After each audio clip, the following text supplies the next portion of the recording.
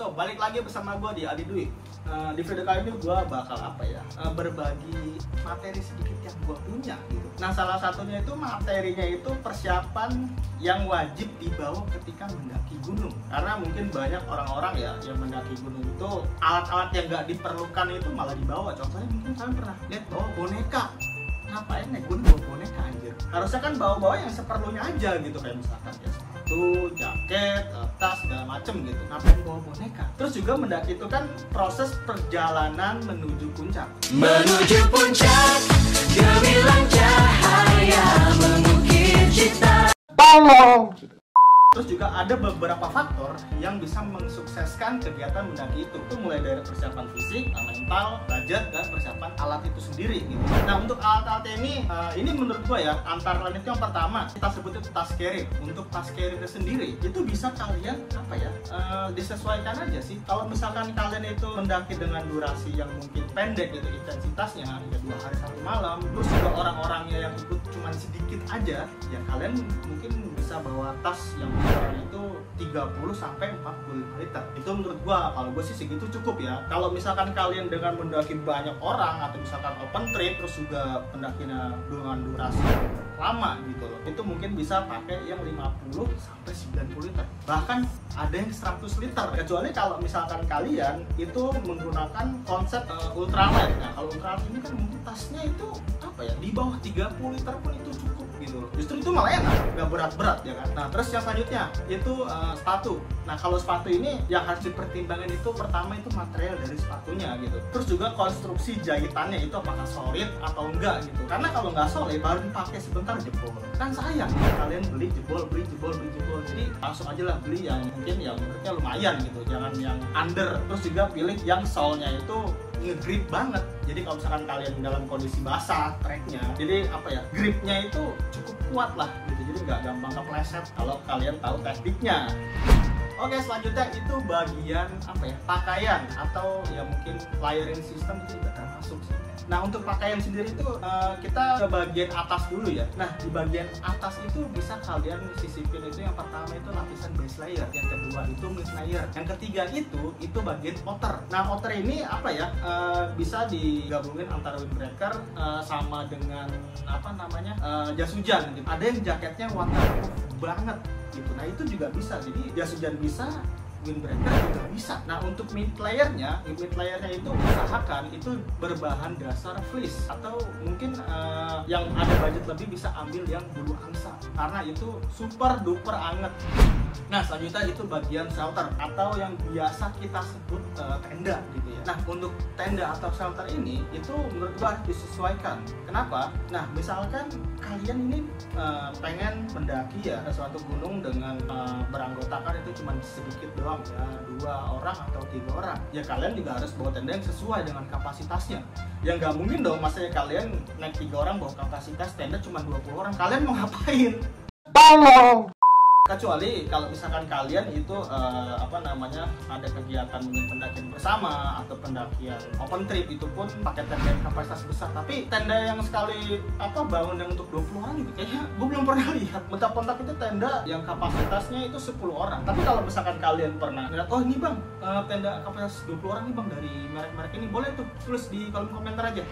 Oke, selanjutnya itu di bagian peralatan tidur. Nah, untuk peralatan tidur ini menurut gue sih sangat perlu ya. Karena itu sih bisa buat istirahat gue menjadi nyaman. Nah, untuk peralatan tidur ini antara lain ya bisa sleeping bag, bisa sleeping pad. Untuk sleeping bag ini kalau rekomendasi gue itu sleeping bag itu bulu angsa atau fiber. Karena selain itu dia nggak berat, itu packingnya itu ringkas gitu, nggak terlalu banyak makan tempat. Dan juga nggak berat juga sih, itu untungnya kalau sleeping bag bulu angsa. Nah, untuk matrasnya atau sleeping padnya itu kalau gue sih biasa menggunakan itu sleeping pad yang dilipat gitu loh. Kalau sleeping pad yang angin itu gue sekarang udah nggak pakai karena sering bocor, gue malas juga gitu kan.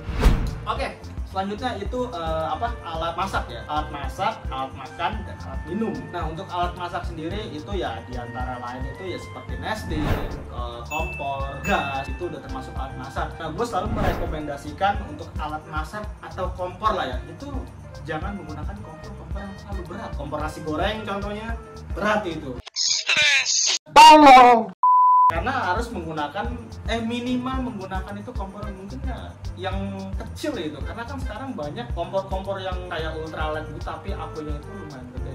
Terus juga alat-alat makan. Nah untuk alat makan ini kalau bisa itu kayak sendok, terus garpu, pisau itu tuh kayak multi tools gitu, jadi nggak satu-satu, jadi apa namanya semuanya jadi satu, jadi kalian nggak usah bongkar ini bongkar itu, jadi udah jadi satu gitu. Jadi kalian nggak usah ribet, terus sendok mana, pisau mana, nggak gitu. Itu harus kalian punya multi tools gitu. Itu enaknya multi tools tuh kayak gitu. Kalau mangkok atau piring misalkan yang bisa diringkas.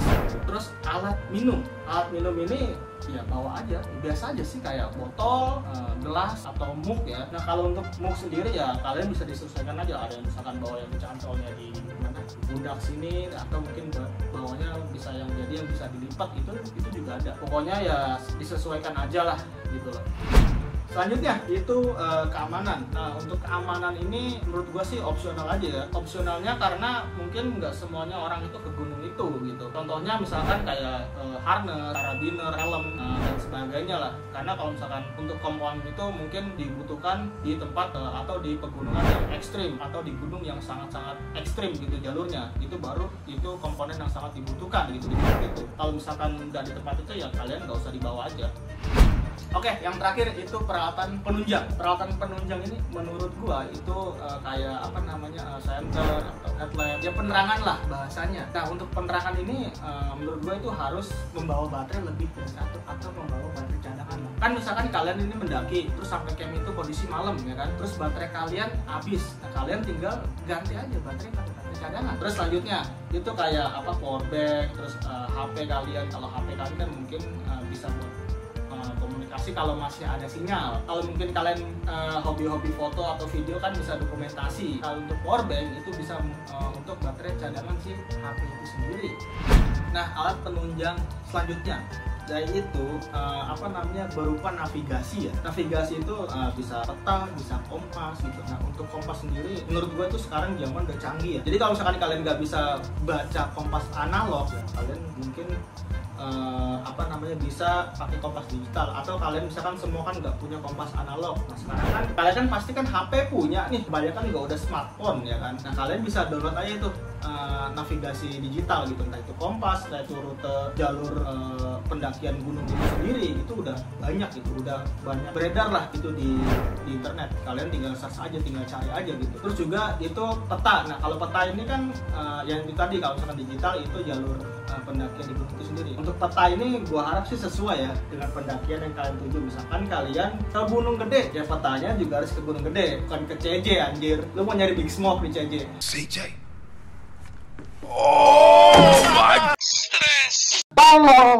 Nggak gitu konsep. Selanjutnya, yang terakhir itu P3K. P3K ini adalah pertolongan pertama ya. Jadi untuk apa namanya isinya itu mungkin teman-teman juga udah banyak yang tahu, itu kayak cairan buat sterilisasi, terus perban, gunting. Mungkin tuh P3K itu juga wajib sih, jangan sampai nggak dibawa karena itu krusial. Terus juga yang terakhir nih, dan terakhir lagi nih. Nah ini yang terakhir nih, fix terakhir. Itu penunjang kalau misalkan untuk cewek ya. Nah cewek ini biasanya kan di gunung itu selalu on duty banget, selalu on point lah. Nah itu biasanya kan bawa skincare, sunscreen, lip tint, lipstick itu bisa, karena itu merupakan alat penunjang juga menurut gua sih. Nah itu sedikit materi yang gue kasih ke kalian. Mungkin kalau misalkan menurut kalian kayaknya kurang pas nih, kalian bisa cari aja gitu. Boleh bantu browsing juga, terus juga kasih ke gue, bang yang bener tuh begini-gini bang, atau misalkan yang kurang bang, pendapat lo kurang bang, gue tambahin nih bang, menurut gue tuh gini. Itu boleh banget. Gue sangat-sangat berterima kasih karena apa ya, jadi ilmu gue tuh bertambah gitu coy. Jadi nggak cuma gue doang, jadi gue ada yang sharing lagi nih, jadi gue tangkep gitu, nggak gue tolak mentah-mentah. So gitu aja, gue Dwi, sampai jumpa di video berikutnya.